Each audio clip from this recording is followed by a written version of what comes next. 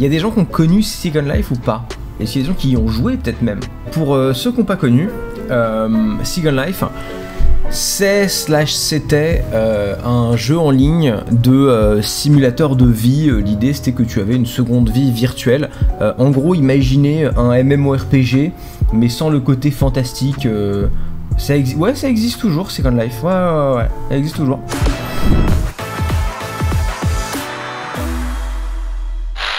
C'est un ancêtre de ce qu'on appellerait aujourd'hui les métaverses, en gros.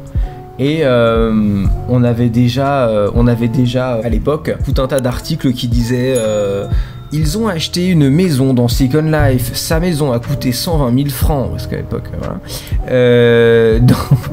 dans Second Life.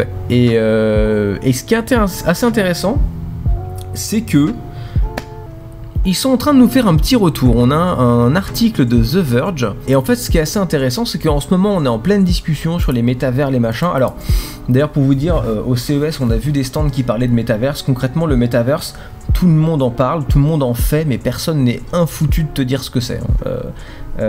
En gros, il y a plusieurs choses, mais moi, perso, et je sais pas ce que vous en pensez, mais l'espèce d'usage délirant de marketeux en mode on va tous se mettre un casque de réalité virtuelle et on va rejoindre nos camarades dans la VR, dans le métavers pour aller regarder un film ou boire un verre.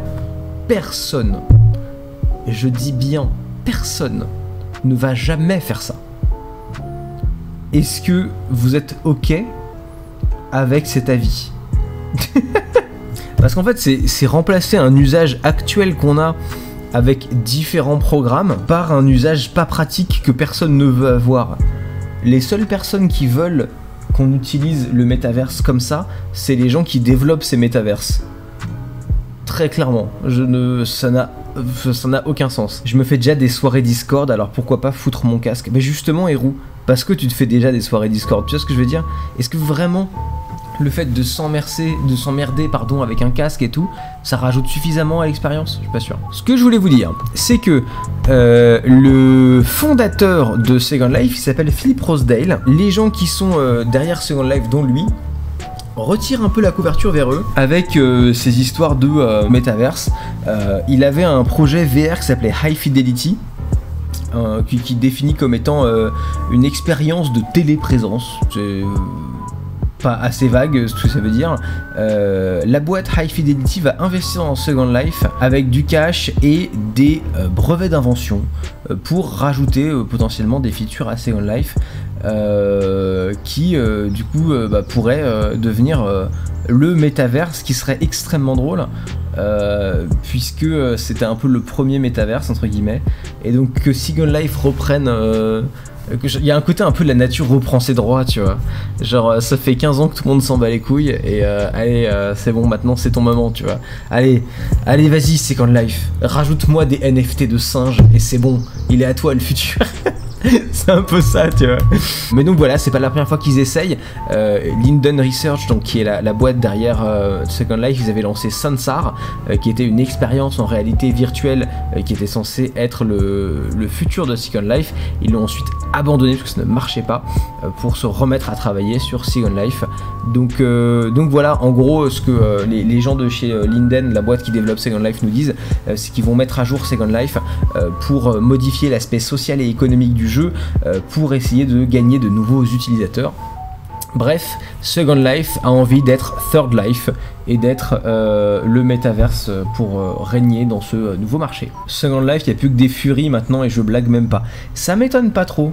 Quoique je pensais que les furies seraient sur VRChat, tu vois, mais... Passage à Unreal Engine 4, ah bah je t'avoue que j'espère, même si c'est une vanne, parce que je sais pas si vous avez déjà vu Second Life, mais c'est sacrément laid quand même, hein. Second Life, c'est quand même sacrément moche, et ça va être pour moi une upgrade nécessaire, hein, parce que c'est vraiment dégueulasse, hein. Et d'ailleurs, je sais pas si vous avez vu, mais attendez, je vais vous le montrer, mais est-ce que vous connaissez un truc qui s'appelle Decentraland? C'est une sorte de Second Life, mais basé sur des NFT, sur un token crypto, etc., qui veut être le monde virtuel du métaverse. Je vous mets le lien ici. Et en fait, moi, le problème que j'ai avec ce genre de proposition de valeur, ce genre de produit, c'est que, encore une fois, c'est dégueulasse, Pardon, hein, mais c'est visuellement immonde. C'est-à-dire que vraiment, t'as l'impression d'avoir un jeu GameCube, quoi. Et ensuite, encore une fois, personne ne veut faire ça, en fait. Personne ne veut voir ses amis dans des centres... Enfin, tu vois, j'essaie de voir le... Mais je comprends pas. Je pense pas que ces trucs-là sont pérennes, en fait. Il y a vraiment des choses intéressantes sur VRChat. Autant Big Screen, j'utilise pour avoir des relations sociales partagées, des moments, mais VRChat, j'ai du mal à trouver les intérêts. Alors, VRChat, moi, j'ai bien aimé, et j'ai ensuite pas aimé du tout. C'est-à-dire qu'au début, je m'y suis connecté, et j'ai trouvé pas mal de contenu rigolo, notamment quelqu'un qui avait complètement recodé un mode de Among Us en VR, dans VRChat, et c'était assez rigolo et tout. Et tout de suite... au bout de une demi-heure de jeu, c'est devenu un enfer. C'est-à-dire qu'il n'y a aucune modération. Donc, je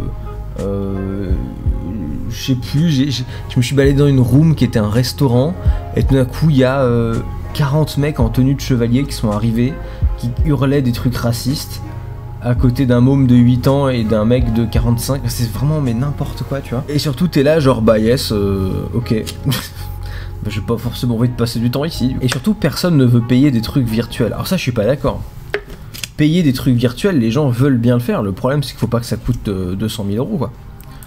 Mais je pense que l'expérience internet en général, Abo Hotel, etc. montre que si les gens veulent s'acheter des choses virtuelles, il faut juste que ça coûte 2 euros, quoi. Tu vois ? Je veux dire, si mon appartement virtuel dans le métaverse... si je veux acheter une table, ça coûte 15 euros, il y a un problème en fait, tu vois. Je vais pas acheter un modèle 3D d'une table à 15 balles, jamais, à aucun moment en fait. Donc je sais pas combien coûtent les NFT sur Decentraland, mais peut-être que ce serait déjà un bon argument si les NFT coûtaient pas cher sur Decentraland. Je vais regarder market.decentraland.org, voyons voir combien ça coûte si je veux m'acheter pas une petite parcelle de terrain. Latest Sell, combien ça coûte? Tiens, voilà, une paire de lunettes. Le prix est de 0,3, mais c'est quoi ce token? C'est pas écrit ce que c'est de l'Ether, c'est quoi? J'ai jamais utilisé Decentraland, donc on va supposer que c'est du mana, leur token natif. Combien coûte le mana? Bon, en supposant que les prix soient en mana, qui est le token natif de la plateforme, je ne suis pas sûr de ça, j'arrive pas à trouver l'info. Actuellement, c'est 2,92 $. Et là, une petite paire de lunettes pour ton personnage, c'est 0,3 mana. Mana qui coûte lui-même 2,92. Ça va. Pour le coup, ça va, tu vois. C'est qui récupère la thune? Bah, faut voir le smart contract, je sais pas. J'imagine le vendeur plus une commission à la plateforme.